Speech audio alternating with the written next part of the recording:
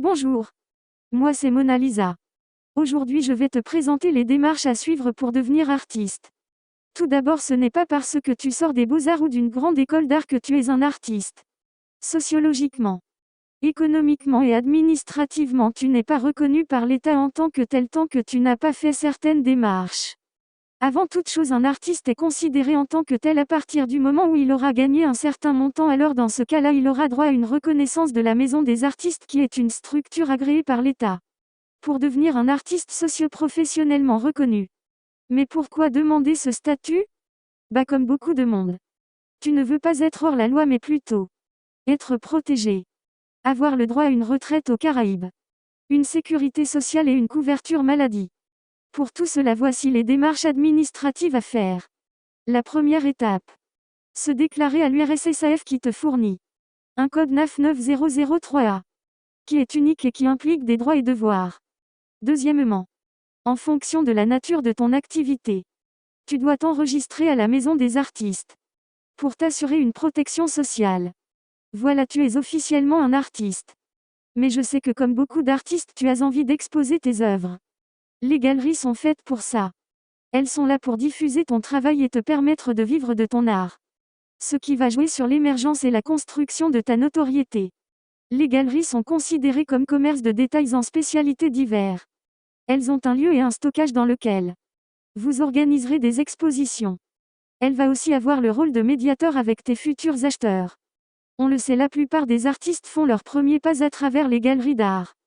Ce qui nous prouve que 92% du marché d'art en France est contrôlé par elles. Elles sont vraiment une interface nécessaire entre collectionneurs, institutions et les artistes. Mais comment bien choisir sa galerie? Déjà, s'assurer qu'elle a une bonne image. Vérifier qu'elle a une programmation des expositions correcte. Qu'elle a eu lieu convenable pour exposer tes œuvres et les stocker, et le plus important, qu'elle ait un bon carnet adresse avec une stratégie de communication efficace. Tout cela dans une localisation, si possible dynamique.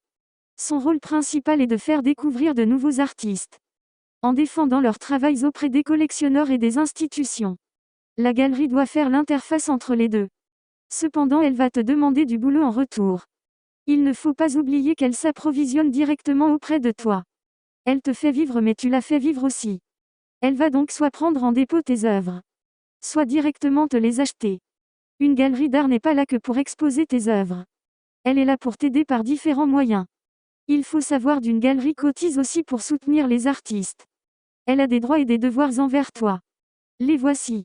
Premièrement, elle doit pouvoir au moins faire une exposition tous les 2 ans, hors foire d'art contemporain.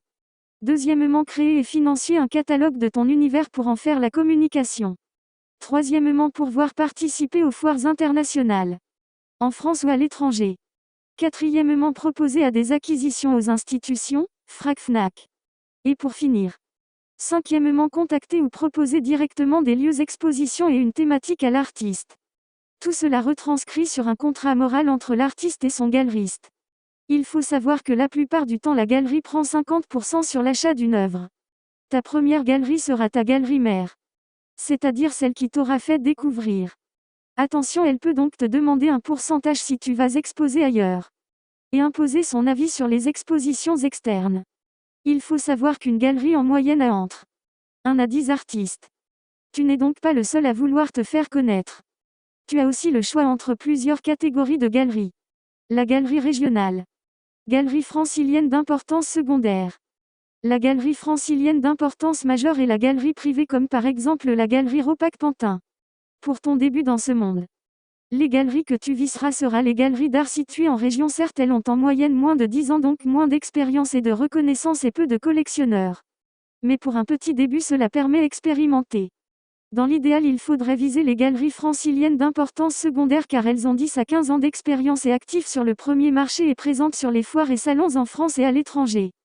Ce qui est un plus pour se faire connaître plus rapidement. En plus de tout cela, elles ont des soutiens financiers plus importants. Et un carnet d'adresses volumineux. Les galeries font appel à des collectionneurs attitrés, qui sont des acteurs méconnus qui ne cherchent pas la médiatisation par peur des représailles.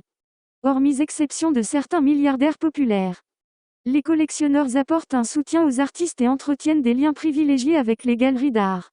Si on devait faire un portrait robot du collectionneur et si on se tient aux seuls critères sociologiques, 70% sont des hommes. Ils ont généralement plus de 50 ans. Ont fait des études supérieures et sont issus de la classe aisée. Mais comment fonctionnent-ils dans le marché de l'art? Pour certains, le coup de cœur ne joue pas. Ce sont des collectionneurs qui réfléchissent avant d'acheter. Ils font des recherches sur la démarche de l'artiste. Souhaitent lui apporter un soutien et ont grande confiance en leur jugement.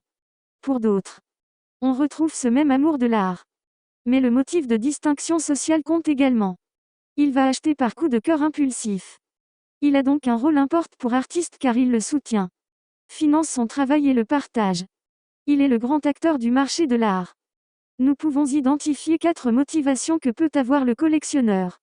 L'engagement altruiste. L'enjeu esthétique et culturel. L'enjeu de distinction sociale et l'enjeu économique. Le collectionneur peut être aussi semi-professionnel. Professionnel de prestige. Investi. Pondéré ou indépendant. Le collecteur a une influence majeure sur le marché de l'art et donc sur la valeur des œuvres. Plus une œuvre est convoitée, plus sa valeur augmente et sa visibilité avec.